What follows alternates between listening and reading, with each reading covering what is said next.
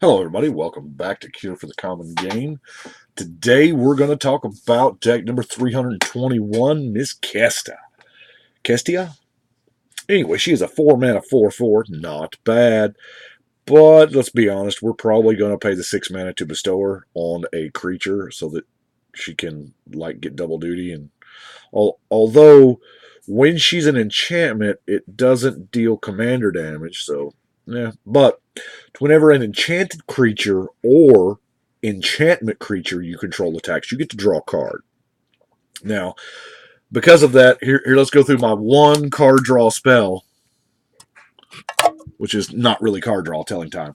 But because of the way she is, an enchanted creature or enchantment creature, I went through. This is pretty much an enchantment creature deck, and we're going to start with those. We'll start with the very, very first one in Future Sight. They actually, Future Sight wrote a whole bunch of checks that Wizards actually never has to cash if they don't want to. Every time they do a set, they kind of look at all the future shifted cards to see if there's anything that they can use. And Theros was heavily influenced, of course, by this card. Cards being a both enchantment and a creature. Now, this is nothing special to write home about. It's a 5-mana 3/3 flyer. That's at common. They do that all the time. But it is an enchantment creature. So when it attacks, you will get to draw a card. Now, Archetype of Imagination, of course, corners the market on flying. And Endurance will corner the market on hexproof. Now, that's pretty sweet to give all your dudes hexproof. This is the reason why it cost 8 mana, I think. It couldn't have been a small creature because, let's face it, if this was too cheap, it would be way too good. Now, we have there's a bunch of these in these 3 colors. We're going to try to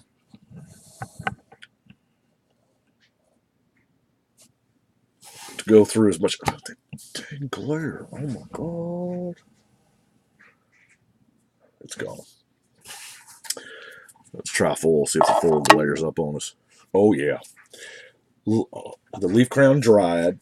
Now, almost all of these are creatures by themselves. So, just 2 mana for a 2/2 with reach, but when it attacks you to draw a card because your general says that. Or you can kind of go a Voltron route and make your general just play her and just be huge with all of these to bestow creatures. However, I think for maximum value, to draw as many cards as possible, we probably just need to find that perfect mix during the game because, I love having the ability to have different strategies in the same deck. Do I want to go tall? Do I want to go wide? And in different games, different board states, you want different things. So all of these are just like this one, not a bestow creature, but it is a 3-mana 3/4 flyer.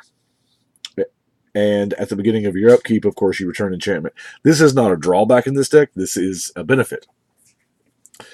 I believe we can make it that way because obviously we're going to have cards when you cast enchantment do cool things. But a lot of the just good old-fashioned bestow creatures, and I've never really done tribal enchantment creature before, so this was kind of, checking a box that I didn't know I was going to do. Of course, then we got a few with the Constellation that is just when another enchantment enters the battlefield, do something, which is really neat. So,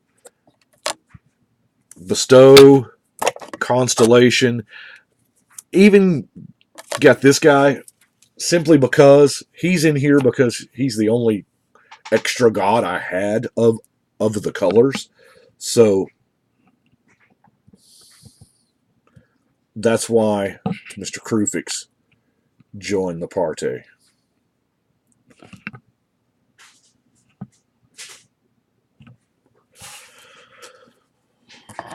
And plus, a lot of these are you know, Boon Satyr. What? I love the Boon Satyr. +4/+2. Flash. That's the beautiful part about that one. Of course, we have the Nyx Fleece Ram. He's just kind of, he doesn't really do much.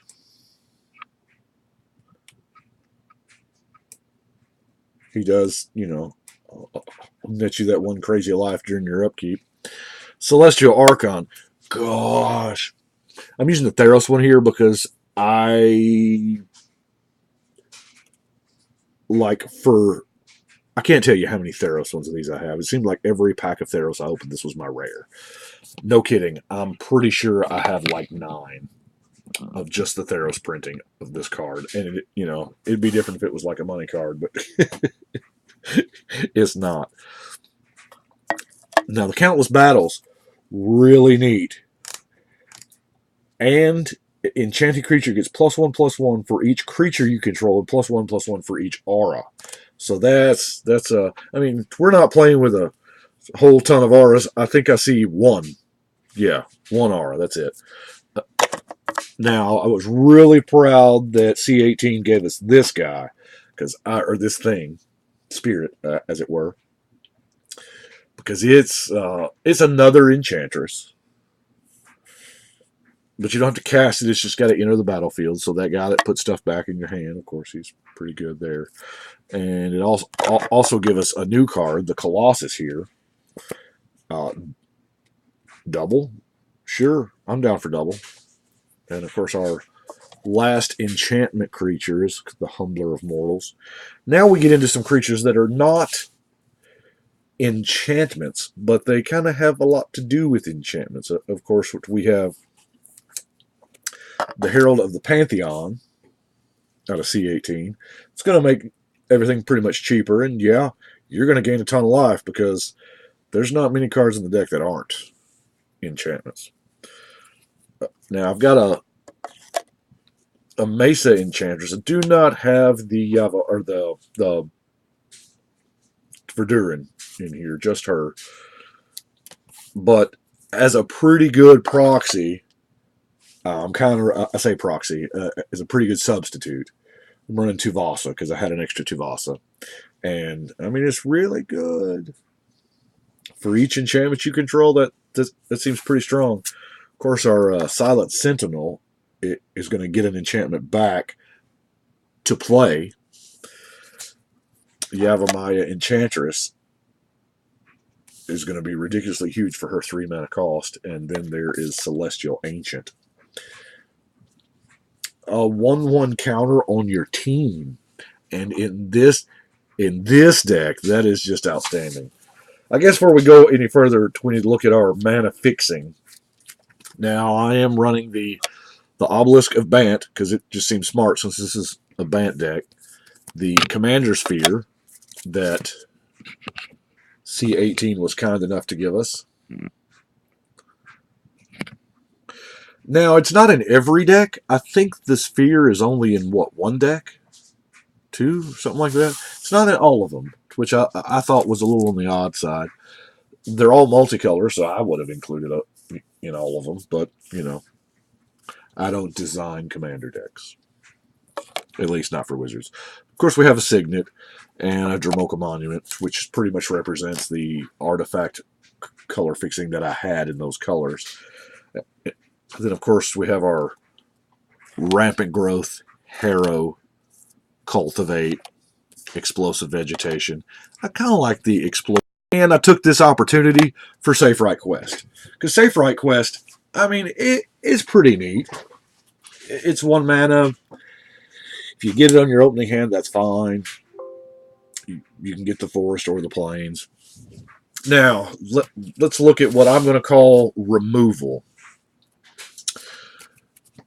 Bant Charm is removal any way you want to slice it. It's just, all 3 options are some kind of removal. So, of course, we have the Negate, because I hate to keep harping on Cyclonic Rift, but it is such a dominating card. It's such a good card. It really is. Of course, Naturalize, Disenchant, Seal Away. Love Seal Away because, you know, with Flash. It's kind of my jam. Demystify. Love that Demystify for 1 mana. I am probably going to start running more enchantment destruction simply because I believe the enchantment deck is probably one of the favorites. Probably that or Windgrace. And I think we're going to see a lot more enchantments than we used to. So, being able to destroy enchantments. Previously, enchantments have been the hardest thing to destroy. So, I'm probably going to start. Now, Strip Bear doesn't see a lot of play. And I'm not certain why, but for the aforementioned reasons, we're going to see a lot more Arson stuff. Now, it doesn't really work against Bruno, but man, it hits equipment too. This downs a lot of Voltron generals. If you can target them, then they're about to have a bad time. And I think my last one, I don't really want to call it removal, but Light of Day is an enchantment. It does kind of fit the theme. It straight up hates on black. Now, not just black, because you're not. Seldom do you fight a mono black deck, but there's Dimir. Just in this set, you've got the Dimir, Eucurio, Xantia, Windgrace, Thantis, Gyrus, Minotaur. Plus, all the black generals that ever were. So, yeah, I think this is pretty good. It may be kind of a borderline, not nice, but hey, black and deal enchantments, right? Okay, not really. So, Dictative Heliod was a choice since I am playing creatures, and it just feels kind of old school Magic. Play dudes, turn them sideways. Play dudes, turn them sideways. So I figured the Dictate was pretty good. Double Crusade, and then obviously that led me straight into the Collective Blessing, which is the permanent giant growth, which you're going to get all of your enchantment triggers when you cast or play or whatever. Sphere of Safety, not running the other two, mainly because Ghostly Prison and Propaganda are not cheap anymore. And I'm out of copies, and those jokers got expensive. I think Propaganda is like $9 or $10. I don't know. All I know is I ain't got any, and I got a bunch of Sphere of Safeties, and it seemed like a perfect fit for this deck. Because, wow, most of the things we're going to have on board are going to be enchantments, either enchantment creatures or enchantments themselves, or just... And here's my one lone aura, because I didn't see how I couldn't. It's amazing on your general. I don't know if I found room in this 3-color deck to run a Rogue's Passage. I'm not sure. A lot of times I'll skip out on the Rogue's Passage on a 3-color deck because you just need that land drop to produce colors. But anyway, really like the Ethereal Armor, and in this deck it is a beating. Now, I have Singularity. It is old. It's Visions. I believe it's on the list. Now, the reason why I have Singularity in there is in EDH, this is kind of, you kind of have to warp your mind a little different from it. This is an anti-token card. That's exactly what it is. If you'll notice, there aren't a whole lot of wraths in this deck, like any. Now, there's one I wouldn't mind putting in that destroy all non-enchantment creatures. The next one of those I get will probably be for this deck. But I really like the eye. Hoses the tokens. And, it kills the ones they've got. It prevents any more. You get one. You get one Thallid, okay? Or Saproling. And my last card is Creep Renaissance. Like I said during the set review, this is, for the purpose of this deck, this is Replenish. Replenish is crazy expensive. It's on the list. It's doing nothing but getting more expensive. And I really like that they can kind of do something similar, but not break the spirit of the reserve list, I guess you would say. So, and it works in many different style decks. You know, I've used this in Azusa with lands, or well, not Azusa, with Gitrog in lands. I've used it with dudes. I've used it with just anything I can think of. Downside is it does go back to your hand. So, but you get all those cool cast triggers again. And it flashbacks. I believe that is it. That's what I've got for Kestia. It's not exactly the most, awe-inspiring version.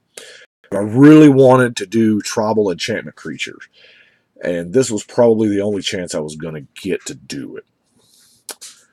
I do appreciate y'all watching. I believe next we have, 322? Tuvasa. So we will see y'all tomorrow or next day or so with Tuvasa. I appreciate you watching. Y'all let me know what you think. And I think we're going to shuffle and cut.